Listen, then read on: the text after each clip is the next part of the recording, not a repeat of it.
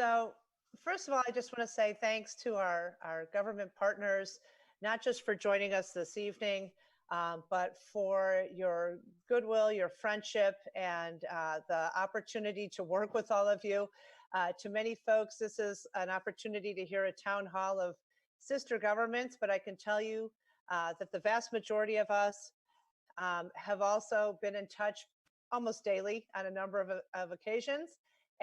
Brian Romes in particular, I feel like I've got a direct line to you 24/7 right now, and Brian Kaplan. So thank you, and the schools and everybody. So it's been a wonderful partnership.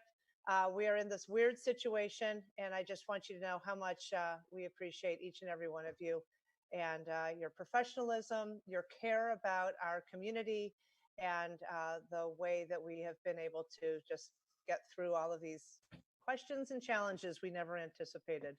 And so to that end, I think each of us, Gita, are providing a 5-minute sort of report. People are encouraged to send in their questions, cityhp@cityhpil.com. People are standing by, waiting to hear from you. Or let's see, they could have called in by 5, but now those folks have gone home. So please email us if you have questions, and we look forward to answering your questions.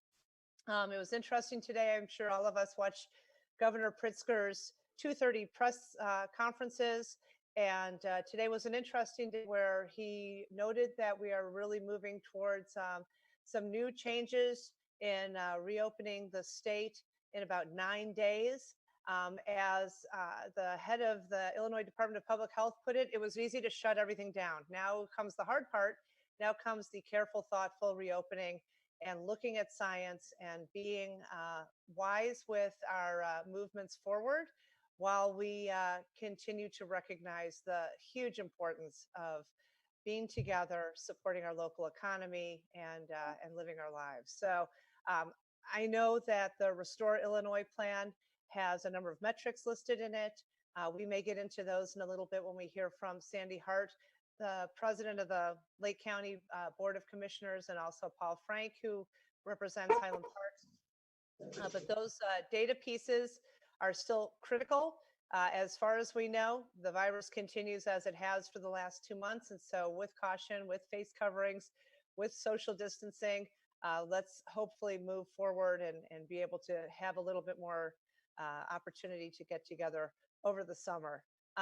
Gita, I think you wanted to talk about communication, and then I have an announcement about an event coming up on Friday.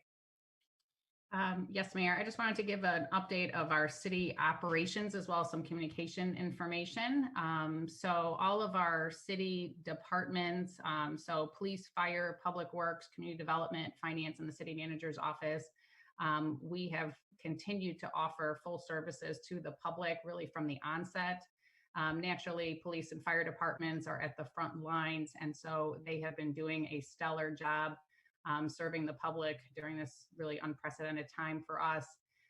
They are taking every measure to keep themselves healthy and safe, and certainly to respond swiftly to the public for all emergent matters. In terms of other staff, we are working remotely. So most of our staff is working from home where they're able to do so. And then departments like Public Works, we're operating different shift schedules. So if anyone needs any service from the city, they're welcome to go to our website. We are still processing permits. We're doing inspections. We're providing vital records, processing real estate transfers. And so really still full service operation with most of it being able to be done online. At Tuesday's city council meeting and committee of the whole, which will follow at after 6 o'clock, we are presenting a couple of reports to the city council. One, our very preliminary economic impact as a result of COVID on the city's budget. We're also providing information and resources that we've been providing to our business community, as well as some preliminary guidance and recommendations just to make sure that our businesses have everything that they need to provide maximum service to the public as part of the Restore Illinois plan. We are also providing our very draft reopening plan for our city buildings, again, being done in accordance with the Restore Illinois plan. I would encourage individuals, if you're not signed up for our e-news, please do so. You can do so on our website. We're issuing electronic communication every Tuesday and Friday and more frequently as appropriate. We are sharing information from our government partners, which we are in daily contact with, as well as the state, federal, as well as health agencies.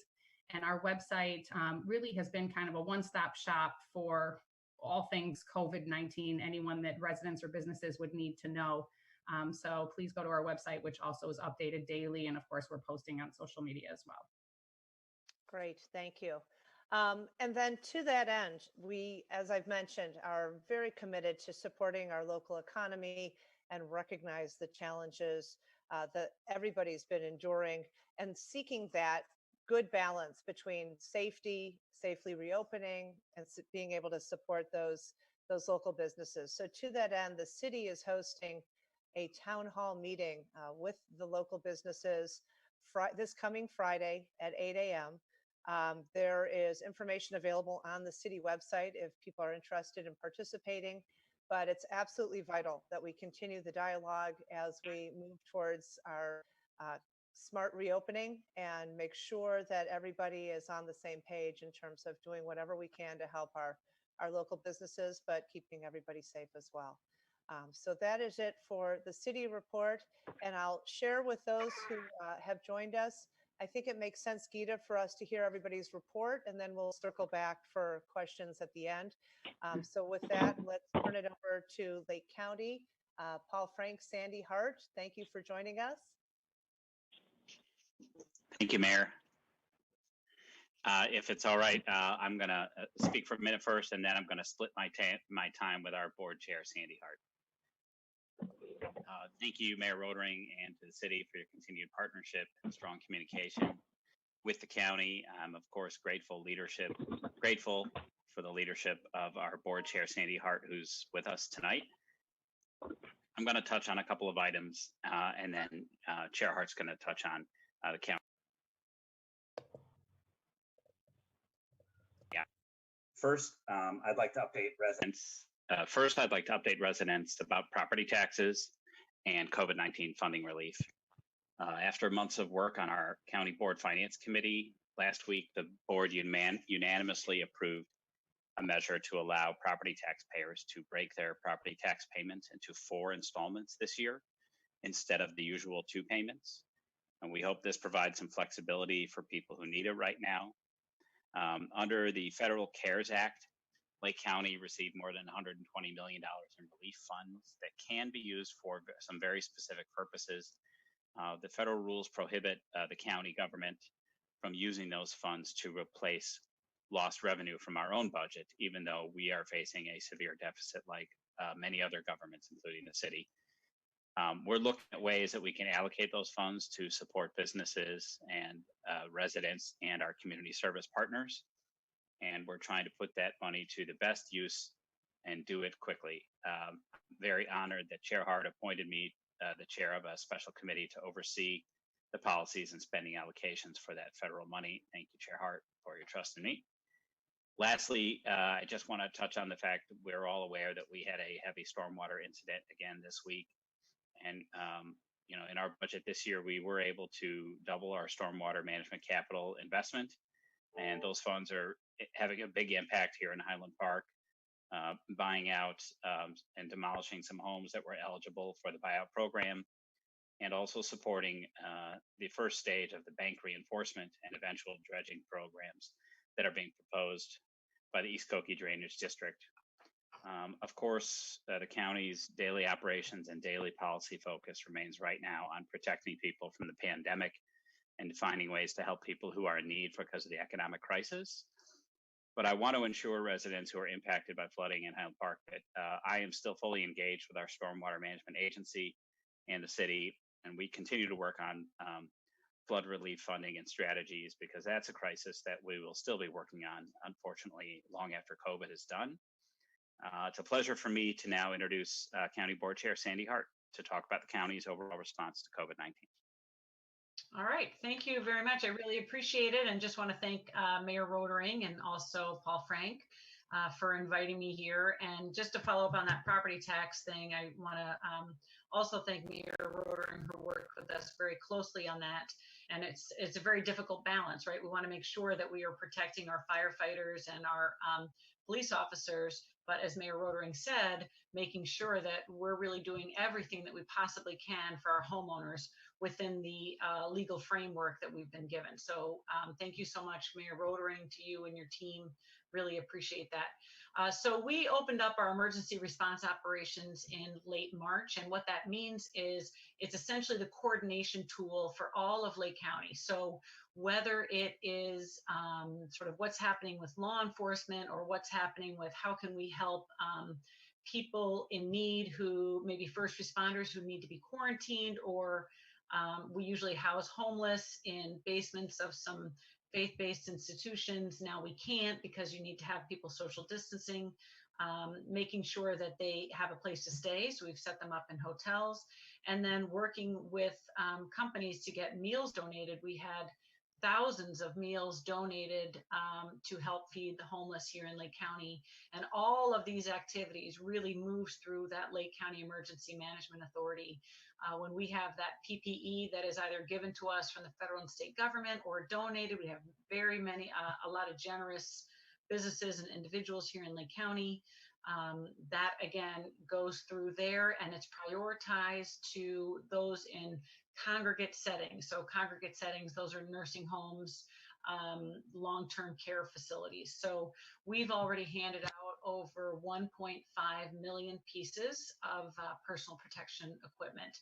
So really moving forward, going into this next phase under Governor Pritzker's order, we really need to make sure that we are bringing down our rates. I don't know about people on this call, but I hear mostly from the western maybe areas of the county saying, well, wait, why is Lake County in with the city of Chicago? Well, Lake County has some of the highest rates, or the highest rate in the entire Northeast region. So actually we really benefit from being in this Northeast region. And we are really looking good as we're getting more and more people tested. So I just want to use this time real quick to say, if anybody wants to be tested, and that's anybody at all, you don't need, if you have government ID, great, but if you don't, that's fine too. You can go up to the Waukegan site, and I'm really grateful to Governor Pritzker for giving us a site here in Lake County. It's at 2161 Northwestern Avenue. That's that admissions building. And my daughter and I went last week, and we were in and out of there in about 40 minutes. So if anybody has further questions, they can call 847-377-8800, or you can also call 211 if somebody would need help or to get help. So thank you. I hope I didn't take more time than I should have. Thanks. Thank you, Sandy. Thank you, Paul. Let's hear now from the Park District of Highland Park. Brian and Brian. Yeah, good evening. I'll give a relatively quick update here.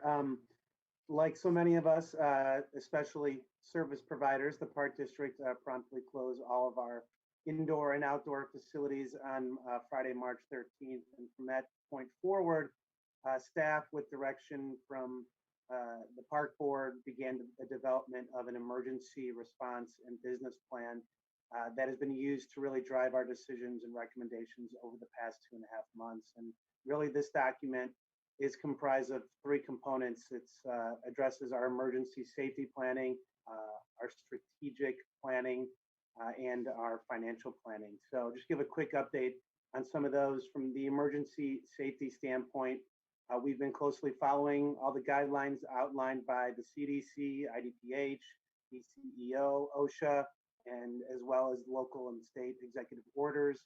Obviously working very closely with the city. Big thank you, of course, to Gita and Mayor Rodering for your support, and just to ensure the safety of our community and our staff members. The initial closure of our facilities and also remote working for our staff was immediately implemented, as I said, on March 13th. And now we're really just planning for the transition of opening our facilities and programs, ensuring that safe protocol and policy is in place prior to opening. Currently, all of our indoor facilities and playgrounds remain closed. Our golf course has opened. There's strict guidelines from the DCEO. We are now waiting for the expansion into phase 3, which will allow foursomes. We're excited about that. This week, our tennis courts opened with strict guidelines from USTA, and we're expanding the opening of more courts this coming weekend. Tomorrow, we're going to send out a message to the community that will list some guidelines for fishing, family play at our parks with members of your household, the use of our skate park, our dog park, and disc golf, as well as the opening of the lower parking lot at Rosewood Beach over the Memorial Day holiday for residents only. And we are, of course, waiting for additional guidance from the state regarding the opening of additional services such as our mini golf course and our driving range. All of these activities continue to have strict rules posted for social distancing and sanitization. We have Park District staff who is monitoring activity at our facilities and our beaches and the parks as we continue to message the importance of the stated guidelines of keeping 6-foot distance, visiting alone or with members of your household, social distancing, wearing your face mask if you can't social distance, and things of that nature. Just want to also make note for anyone listening that our washrooms and water fountains do remain closed until further notice. So patrons should plan ahead, bring a bottle of water or hand sanitizer if you will be out in our parks and beaches. We did make the difficult decision to close Hidden Creek Aqua Park for the summer, but we are reviewing guidelines from IDPH in the development of plans to open Rosewood Beach for swimming. No decision has been made yet as of boating at Park Avenue Boating Facility or any other facilities at this time. Getting into the strategic component, we of course remain dedicated to our core mission of enriching community life through healthy leisure pursuits and appreciation of the natural world. So to this end, we've been working on creative ways to continue providing essential activities for the health and wellness of our residents during the pandemic. We have a wide variety of virtual programming on our Happy and Healthy at Home webpage. These are at no cost, and they include fitness, sports, early childhood, nature, and there's about 150 videos online, and we've received close to 40,000 views of those videos. So they've been going great. We also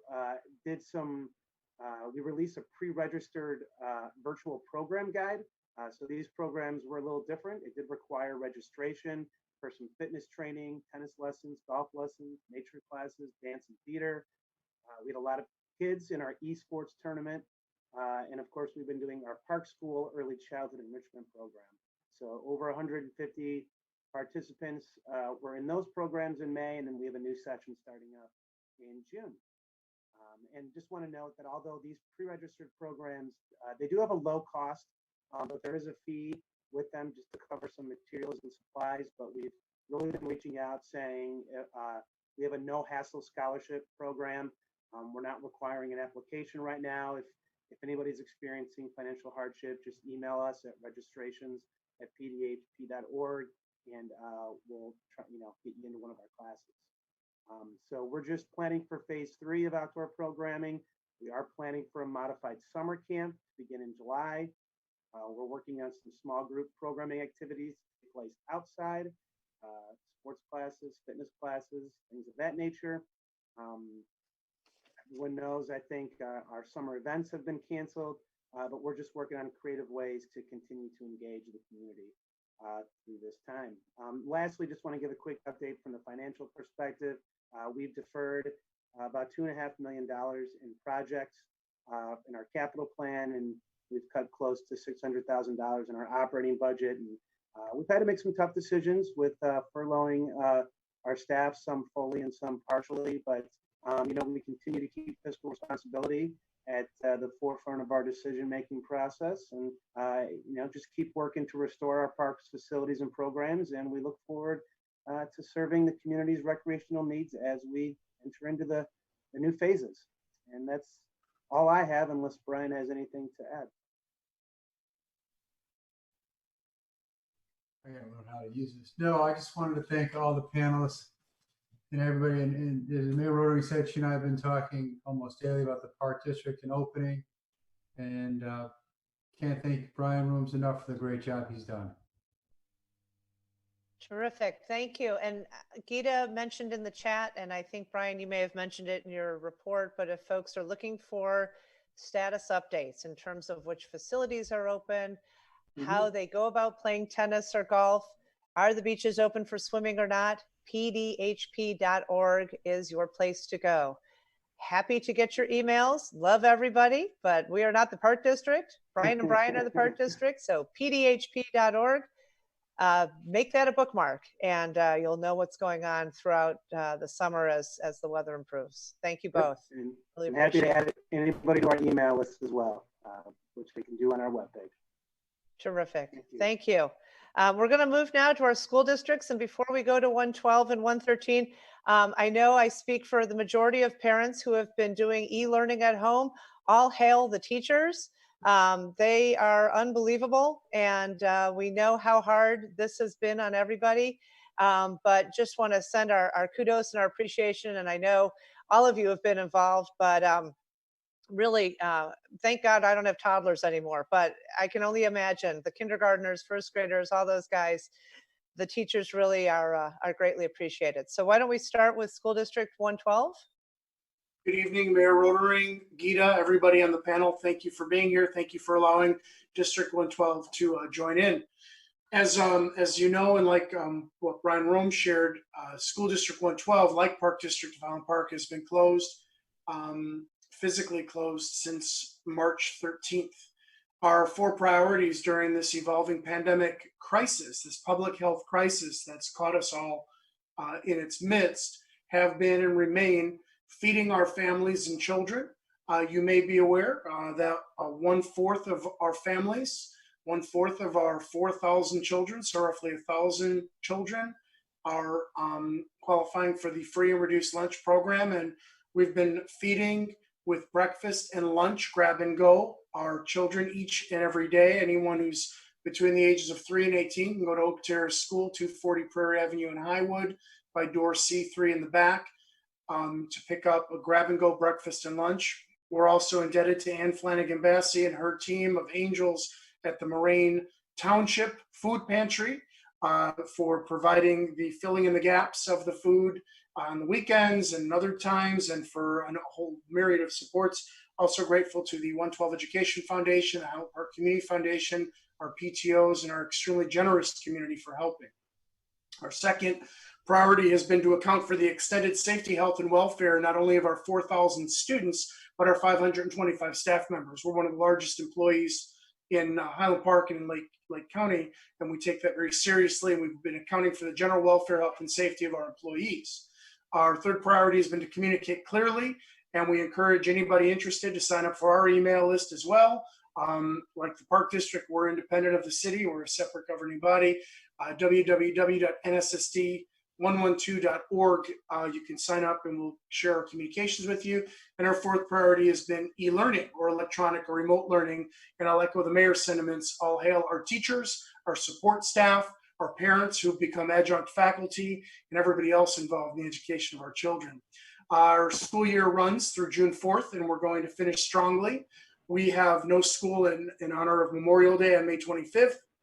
On Sunday, May 31st, we're going to have a drive-through graduation parade where our 458th grade graduates, separated between Edgewood and Northwood at different times, will run through the perimeter road at Edgewood Middle School. Signage and notices are forthcoming for our neighbors, and there will be a socially distant, non-contact parade to bid a fond farewell and bon voyage to our students. Our staff will be there, physically distanced.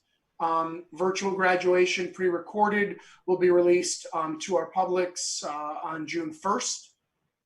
We have signs in front of our 8th graders, in front of our 5th graders, and in front of our preschoolers, doing everything we can to help make these unusual milestones special. We love our kids and we miss them. We've been surveying our parents, our students in middle school, and our staff to find out ways to get remote learning better and better. So if and when we have to do it again, we improve what we've been doing. In terms of engagement, I'm proud to report to the community that of our 4,016 students, to be precise, 96.61% of them have been engaged in our remote or e-learning. And engagement means contact, communication, learning, turning in materials. Our social workers, our school secretaries, our everybody, teachers have been reaching out to any children that have been disengaged or who've been impacted by COVID-19. And sadly, this very difficult virus is impacting our families, and we're very, very sad. We're significantly aware of the emotional toll this is taking on our community, and we cannot wait to get our children back into schools so we can provide the physical, emotional, and academic supports they need. In closing, our efforts now, in addition to finishing strongly this school year, are on scenario planning for the fall of 2020.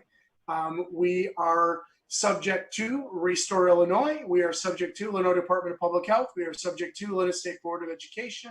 We're running our summer school programming in July, after the 4th of July through the end of July. And we're looking at ways to have educational opportunities for all children before school starts. We're looking at 3 scenarios. Remote learning, it's the last choice if we have to continue remote learning exclusively. In-person school where the children return, possibly with some health safeguards, again, awaiting guidance from public health experts. We want our children at school to the degree it's safe and practical. And of course, a hybrid or blended model based upon the reality of this public health crisis. So thank you very much. That concludes District 112's report.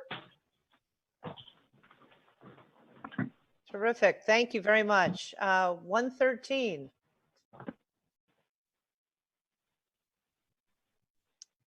Bruce or Jody? Bruce, do you want me to jump in first? Yes, Jody Shapiro, our new board president as of Monday night. Thanks for including me, guys. Truly, thank you for including this. I think it's a wonderful opportunity for all of us to see the faces, and for the community to be able to see who we are.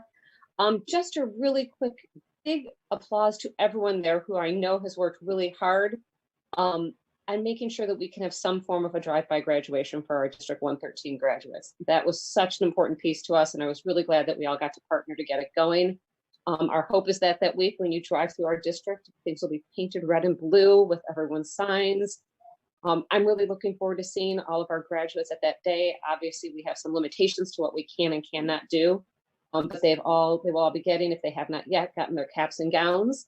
And that's a really important part to this process, is that our students feel celebrated, because the way we left was not the way we wanted our students to leave.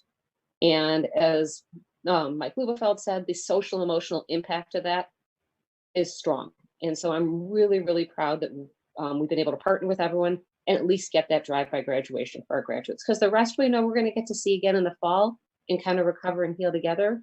But those graduates are the ones that we won't get to.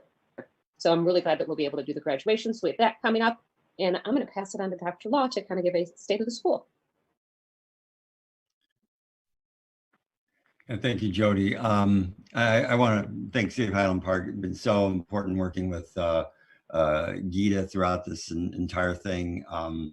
It's been a wonderful partnership before, but it was a partnership that we really relied on, and I think it's been very beneficial to the people of District 113. And I'm very excited about the diploma distribution. That will be the week of June 8th. We have our virtual graduation June 2nd and 3rd, as was originally planned, but because things are changing and we continue to work with our municipal partners, we're going to be distributing diplomas on June 8th. We're also, thank Brian, we're working with Highland Park, also Deerfield, for working with them to make our tennis courts available as part of the tennis court supply. We're expecting a pretty good demand if the weather ever gets warm, and so we want to continue to be partners in this way. As Mike said about 112, we're also planning for scenarios that would involve being on-site, off-site, moving back and forth between the two, and all that entails from facilities to all the other issues that we'll be dealing with in instruction and all of it. And I, like Jody and Mayor Rotering, thank you for what you said. Really thank the teachers for, this has been very, very difficult. No one would expect a school district that was designed for on-site instruction, where the relationships with students are really the ground for learning, to take that and in about 2 weeks move it all online. No one would be asked to do that, and that's what our teachers did.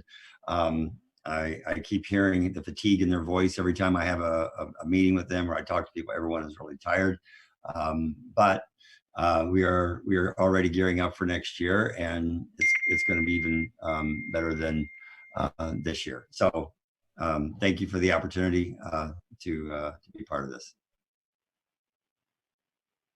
Terrific, thank you. And I know Jody had to step off momentarily. It's, I believe, honors night, so she is now doing double duty at the same time. So we appreciate both of you. Thank you for joining us. Somebody who feels like the nucleus of the atom when all of this came crashing down is Ann Flanagan-Bassey in Moraine Township. Within just minutes, she and her crew sprang into action and have been really at the center of ensuring that not only the students, but the seniors and anybody else who is in need whatsoever is getting the support that they need. And so thank you so much to Moraine Township. And Ann, welcome. Thank you. I'll try and make it quick. I'd like to echo everybody's comments. This is an amazing village. What the city has done with their leadership, what the school districts are doing, Mike and Chris and Bruce, with filling in gaps of human needs, not just school needs. It is an incredible village. It takes a village, and boy, are we lucky to live in this one. I first of all just want to make sure that the message I get through is that if you know anyone who needs help, have them call Moraine Township 847-432-3240. We have human beings that answer our phones from 8:30 to 4:30 every day. And if you're at an off hour, they will call you first thing the next morning. We're, like everybody else, on a dime, tried to reinvent how we do business. We changed our food pantry to keep our clients and our volunteers and our staff safe to a drive-through. And this week, I think we had 110 cars drive through. And in addition, we deliver food to people, residents who are sheltering in place, or residents who are ill and can't get to the food pantry or work on Tuesdays. And I think we delivered about 10 residents in addition to the 110. And thanks to this extraordinary, generous, amazing community, we're now able, because we don't have our army of volunteers to sort the food that we used to give out for donations, that we used to get as donations and distribute. We're purchasing all of our food, and we're purchasing massive quantities of not just shelf-stable food. We're buying milk, eggs, and butter every week from a local dairy. Highland Bakery, God bless their little hearts, are delivering multi-grain bread to us every week as a donation. We're buying meat and produce every week from Sunset Foods. We're putting together, Trustee Amy Zizek and Gail Clark Brown are putting together bags of cleaning supplies and personal care products to also give out. It's just an extraordinary effort by a heroic and microscopic staff. And I can't say enough about our staff. In addition, if you need help, we're providing help signing up for Medicaid, SNAP, which is also known as food stamps, and emergency assistance. We have so far had 39 applications for emergency rent or mortgage assistance that we are processing at a breakneck pace and getting the money to the landlords where everyone's eligible. And that's again from community contributions, just astounding, the community contributions. And we also are now have figured out how to resume our free income tax preparation remotely. Again, you know, it's just extraordinary what we've been able to do. And while we had to temporarily suspend most of our paratransit program for our seniors and disabled residents, we're still, our van drivers who are willing to keep working are driving 6 dialysis patients, 2 dialysis treatments 3 times a week. And then in between running errands, picking up our food and doing other things. You know, we're here to be a safety net, and because this community is so astounding, we have the resources to do it. If you know anyone who needs help, ask them to call 847-432-3240. A human being will answer the phone and help them. And if people want to have a better sense of the services, if they're wondering in particular about a particular thing, or if they want to donate to the township, it's morainetownship.org. Is that the website?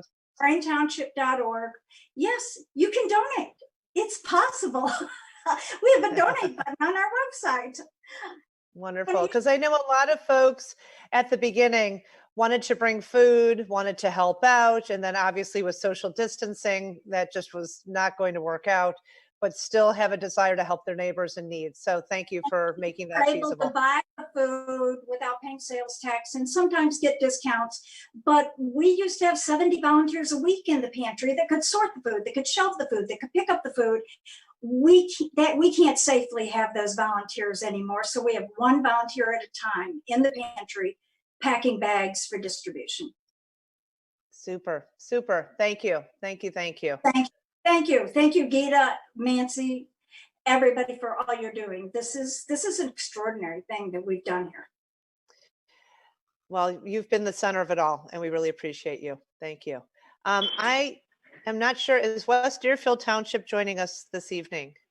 Hi, Mayor. It's Kay Karish. I'm one of the trustees. Super. Sitting in for Allison Feiger. Thank you for joining us.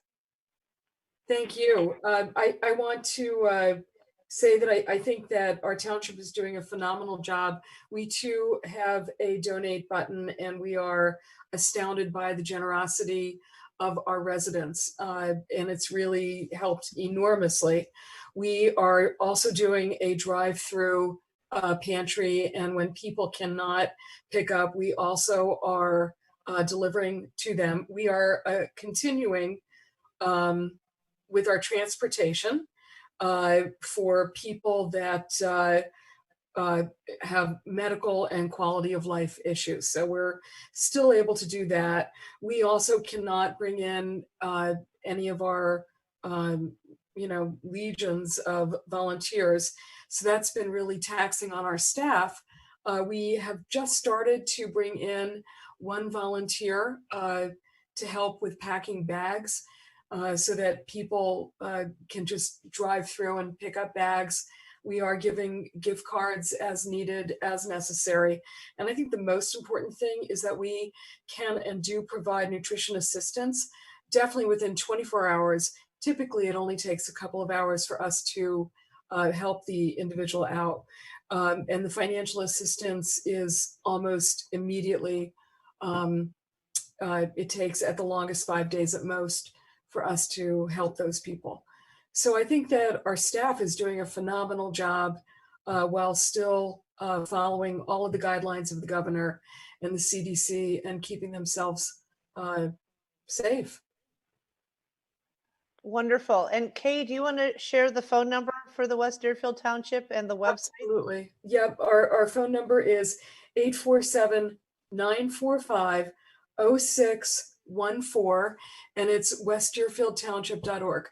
Super. Thank you so much. And thank you for all you're doing to keep our community safe and taken care of. Greatly appreciated. Library.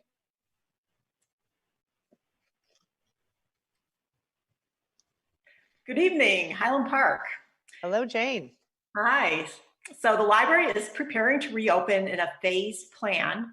The first phase will involve accepting return materials. outdoors at our lower level entrance. Those materials will be quarantined for 7 days before they're checked in and reshelved. The 7-day quarantine is a standard recommended nationally to all libraries at this time. The second phase will be the offering of a grab and go, no contact service at our lower level back door, where you'll be able to place reserves online or by phone. We'll place those items in bags for you at the lower level entrance. And then finally, we look forward to eventually opening our doors to the public, potentially with limited capacity in the building. We haven't established start dates for any of these phases at this time. We're awaiting further direction from the city and state authorities as well as health authorities. So secondly, we are completing a remodel project. We've been busy while the building has been closed, redoing our youth department, and it is going to just be awesome, beautiful when we're able to open our doors again. In addition, we're adding many more group study rooms as part of the remodel project. So staff is continuing to offer our library in your living room programs, virtual programs, and details about these programs are available on our website, hplibrary.org, or through the Highlander newsletter. And we encourage everyone to take advantage of our wonderful ebook and e-audiobook collection while we're closed. So finally, summer reading. We are planning a summer reading program for kids. It'll be an online reading program this summer, and we will have awesome prizes. So we are simply looking forward to welcoming everyone back into the building sometime soon, hopefully. And thank you, everyone. Thank you, Jane. And I don't think you can overestimate the extensive electronic materials for the library in your living room. Pretty much anything you can dream of that you're interested in watching or reading or listening to is available for free from the Highland Park Library. So definitely check out their website. It's pretty amazing. Thank you.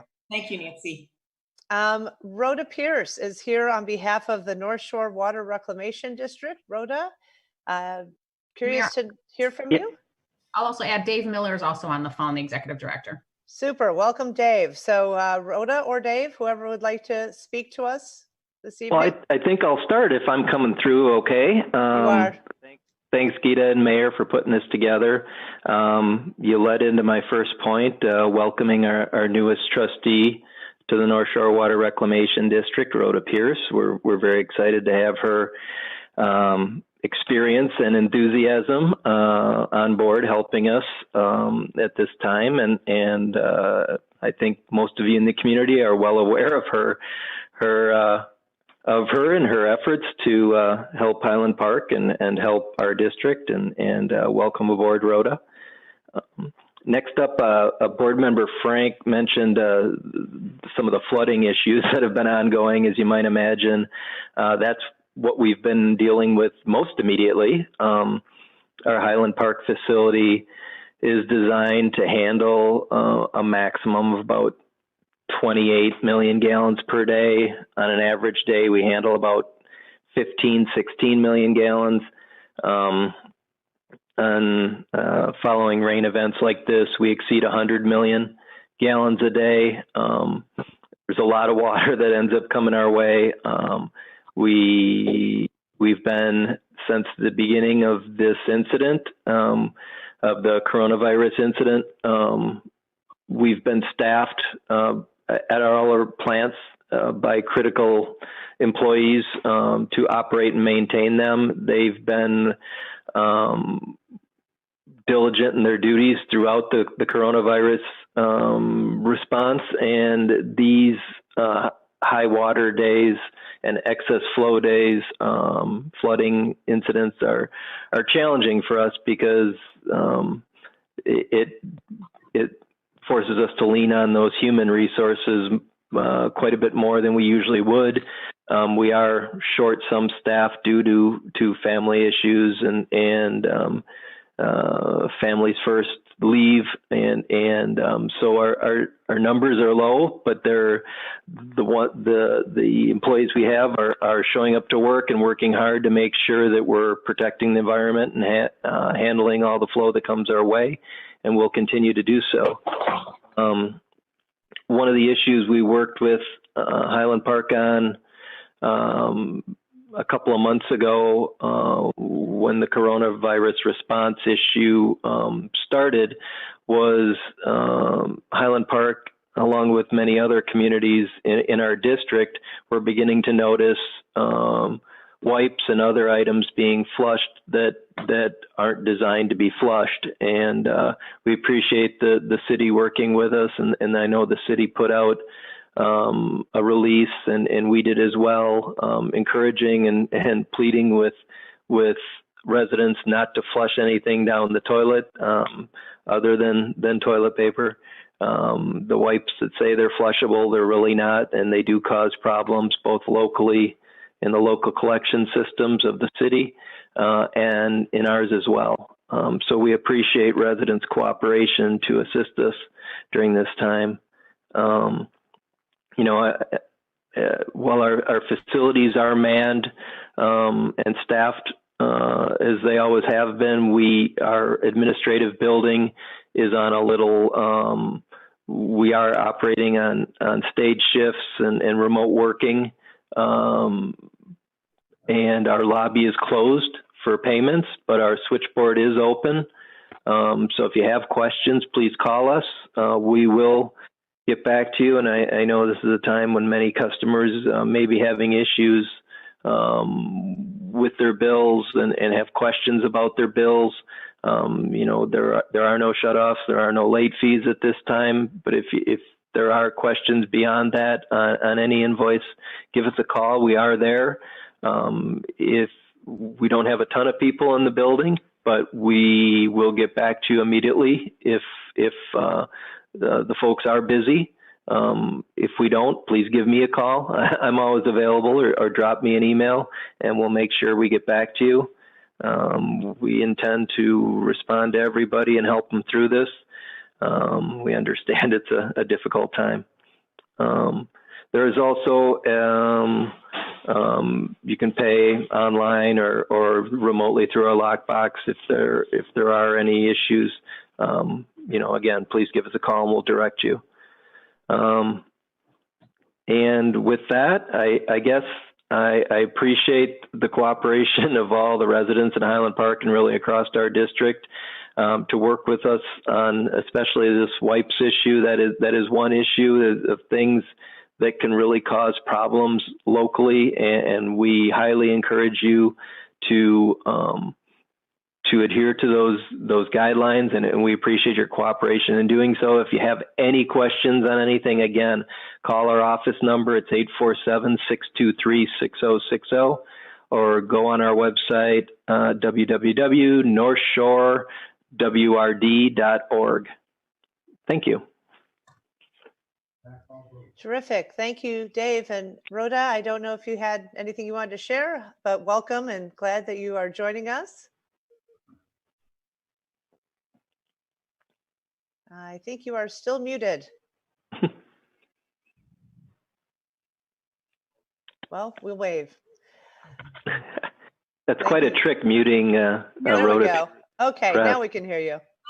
I just want to thank Dave for his report, and it was a very good one, and I'm happy to be part of this. Thank you. Thank you, Welcome. Mayor. Okay, so presumably we have received a few emails at cityhp@cityhpil.com. And if we haven't, now is your chance, because we are all ears. And again, I want to thank all of our government partners. You're just a very committed, professional, warm group of people, and it's a privilege to work with you. Geeta, did we receive questions? We do. And again, just a reminder, that email is cityhp@cityhpil.com. So please email us, and if you happen to email us after the meeting, we'll certainly get back to you as well. So the first question is for School District 112. It's from Leslie Nealon. She writes, thank you in advance for allowing me to ask the representatives of School District 112 a question. My question is this: will School District 112 pay their substitute teachers anything at all during this unprecedented pandemic? Deerfield's District 109 has been paying its guest teachers stipends based on the amount of time they subbed between January and March 12th. Thank you, Gita. Leslie, thank you for the question. For day-to-day subs, we have not had any day-to-day subs working because the schools have been closed, obviously, since March 13th. The school district is not paying people who have not provided any work. So the answer is no.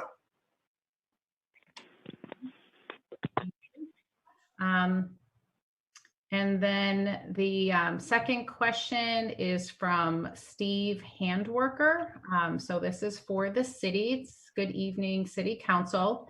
Has the city made any effort and seen any success in enacting policy or putting pressure on residential and commercial landlords to give, reduce, or otherwise address rents with consideration to COVID-19 related economic effects on tenants?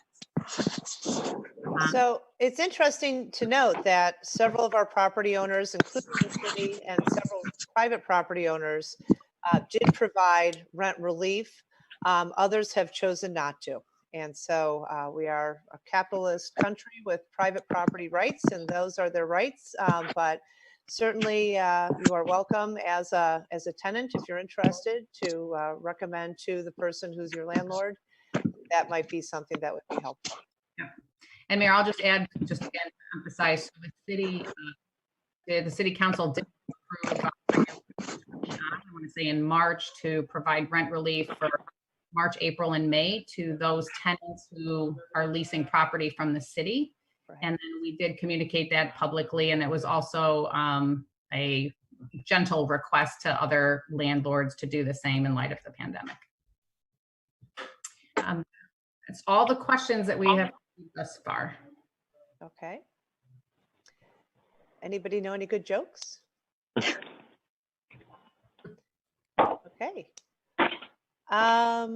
Well, I think given that we've answered everybody's possible question that they could have in the time that we've been given, perhaps we will just wish everybody good health. And I don't need to tell you to wash your hands and keep your face covering on when you're inside. But I want to thank everybody, because this has been a very challenging time where we've all been asked to change our behavior drastically. And to do so is to do so not only to protect ourselves, but to protect our neighbors and those among us who are more vulnerable. So people have worked very hard. And I can see that you have another question. I was filling some time here while you were waiting for the emails to come in, but go ahead, Gita. That's okay. Commissioner Paul Frank has his hand up, so. Okay, Commissioner Frank. Yeah, thank you, Mayor. Thanks, Gita. I was trying to be brief before, but since we have one more minute, I'm going to take it. On the property tax payment installments, I've gotten a few questions from residents asking about should they mail in a quarterly payment with the semi-annual coupon, which was mailed out with the original tax bill. And I think my guidance on that one is not yet. I believe that the treasurer's office will be issuing updated guidance. I don't know if updated coupons are forthcoming, but if that is your intention to split the installment payments as we're now permitting, I would just ask you wait updated guidance from the Lake County Treasurer's office.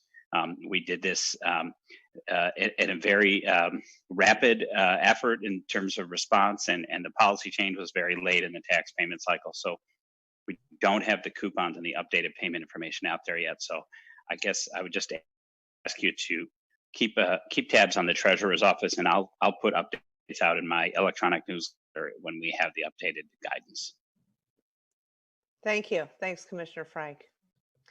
Any other emails, Gita? No, Ann Bassey has her hand up. Yeah, one of the things I forgot to mention is the assessor's office is getting a lot of calls, and they also are answering the phone. I should give their number, 847-432-2100. they're helping people sign up for the senior freeze, and they are answering questions related to property tax bills. So please call the assessor's office if you have questions for them. Wonderful. Thank you. And also for those who were planning on coming together for Memorial Day on Monday, unfortunately that observance has had to be canceled for obvious reasons, but there is information on the city website as to how you can celebrate and remember our men and women in uniform who have given their lives in our service. I just want to thank everybody again for joining us this evening. For those who are wrapping up and going, wait a second, I think I might have a question, feel free to email us at cityhp@cityhpil, and we will get your question out to our government partners. And they all, of course, have websites and also have information available there. And I'm going to put a pitch in one more time, pdhp.org. Questions about pools, beaches, boats, tennis, golf, throwing a ball, flying a kite. That's your go-to place. And just want to thank you all for your partnership during this interesting and challenging time. Have a great evening and be well. Take care. You too. Thank Stay you. safe, everybody. Thank you. Thank you. Good night. Night.